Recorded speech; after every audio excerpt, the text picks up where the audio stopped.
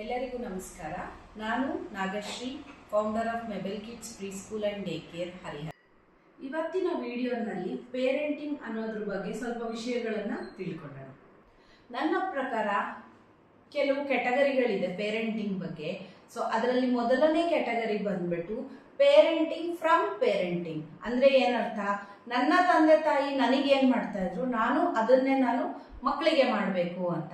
For example, ನನ್ನ ಅಮ್ಮ ಅಥವಾ ನನ್ನ ಅಪ್ಪ 4 ಗಂಟೆ ಅಥವಾ 5 ಗಂಟೆಗೆ ಎಬ್ಬಿಸ್ಬಿಟ್ಟು ಇದನ್ನ ಓದು, ಇದನ್ನ ಬರೀ ಯಾವಾಗ ತಲೆ ನಿಲ್ಲುತ್ತೆ ಅಂತ ನಾವು ಚಿಕ್ಕ ವಯಸ್ಸಲ್ಲಿ ಮಾಡಿದ್ದು, ಅದನ್ನೇ ನಾವು ಇವಾಗ ನಮ್ಮ ಮಕ್ಕಳಿಗೆ ಮಾಡ್ತಾ ಇರೋದು, ಎಕ್ಸಾಂಪಲ್ ಕೊಡ್ತಾ ಇರೋದು. ಆ ಥರ ತುಂಬ ಇರುತ್ತೆ.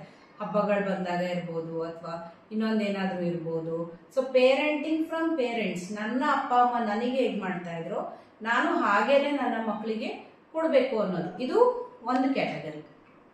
ಎರಡನೇ ಕ್ಯಾಟಗರಿ ಬಂದ್ಬಿಟ್ಟು ಪೇರೆಂಟಿಂಗ್ ಫ್ರಮ್ ಅಪೋಸಿಟ್ ಪೇರೆಂಟಿಂಗ್ ಅಂತ ಹೇಳಿದ್ರೆ, ನಮ್ಮ ಅಪ್ಪ ಅಥವಾ ಅಮ್ಮ ಏನ್ ಮಾಡಿದ್ರು ಆ ರೀತಿ ನಾನು ಮಾಡಬಾರ್ದು, ಅದ್ರ ಉಲ್ಟಾ. ಅಂದ್ರೆ ಉಲ್ಟಾ ಅನ್ನೋದು ಎಕ್ಸಾಕ್ಟ್ ಆಗಿ ಇರಲ್ಲ, ಬಟ್ ಅದಕ್ಕಿಂತ ಬೆಟರ್ ಮಾಡಬೇಕು, ಹೀಗಲ್ಲ ಹಾಗೆ ಮಾಡಬೇಕು ಅಂತ ಹೇಳಿ ನಾವು ಮಾಡ್ತೀವಲ್ಲ. So that is parenting from opposite parenting. ಮೂರನೇ ಕ್ಯಾಟಗರಿ ಬಂದ್ಬಿಟ್ಟು parenting to fulfil our desires. ಏನ್ ಹಂಗಂದ್ರೆ ನಮ್ಮ ಕನಸುಗಳು ಆಸೆಗಳೇನಿರುತ್ತೆ ಅದನ್ನ ಮಕ್ಕಳ ಕಡೆಯಿಂದ ನಾವು ಫುಲ್ಫಿಲ್ ಮಾಡ್ಕೊಳ್ಳೋದು.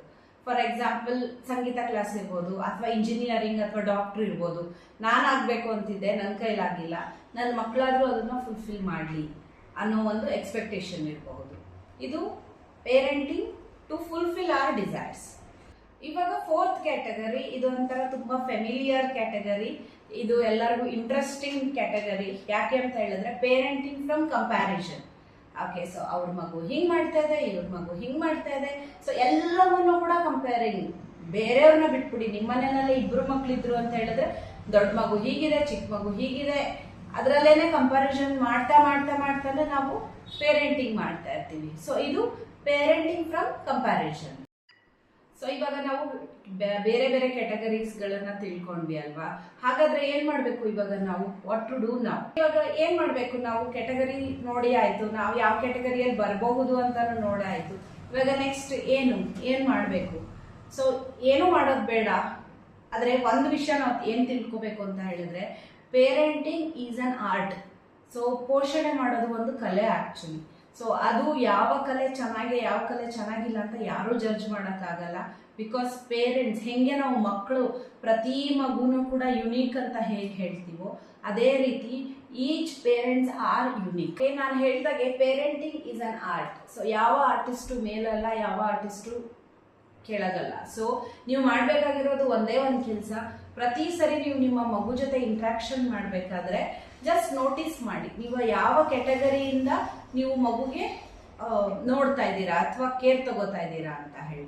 ಓಕೆ, ಯಾಕೆ ಅಂತ ಹೇಳಿದ್ರೆ ನೀವು ಏನ್ ಮಾಡ್ತಿದ್ದೀರಾ ಅನ್ನೋದು ನಿಮಗೆ ಗೊತ್ತಾದ್ರೆ ಏನು ಮಾಡಬಹುದು ಅನ್ನೋದು ನಿಮಗೆ ಗೊತ್ತಾಗುತ್ತೆ. And this is all about discovering your self. So it is ಯಾವುದು ಕೂಡ ಪ್ರೀ ಪ್ಲಾನ್ಡ್ ಆಗಿರಲ್ಲ, ಅಥವಾ ನಾನು ಕುತ್ಕೊಂಡು ಸ್ಕ್ರಿಪ್ಟ್ ಮಾಡ್ಕೊಂಡು ಮಾಡ್ತೀನಿ ಅನ್ನೋ ತರ ಇರೋದಿಲ್ಲ ಪೇರೆಂಟಿಂಗ್ ಅಂತ ಹೇಳಿದ್ರೆ. So it's all you have to do is keep discovering who you are. ಇದಕ್ಕಿಂತಲೂ ಇನ್ನೊಂದು ಇಂಪಾರ್ಟೆಂಟ್ ವಿಷಯ ಏನು ಅಂತ ಹೇಳಿದ್ರೆ, ಸ್ಟಾರ್ಟ್ ಎಂಜಾಯಿಂಗ್ ಪೇರೆಂಟಿಂಗ್.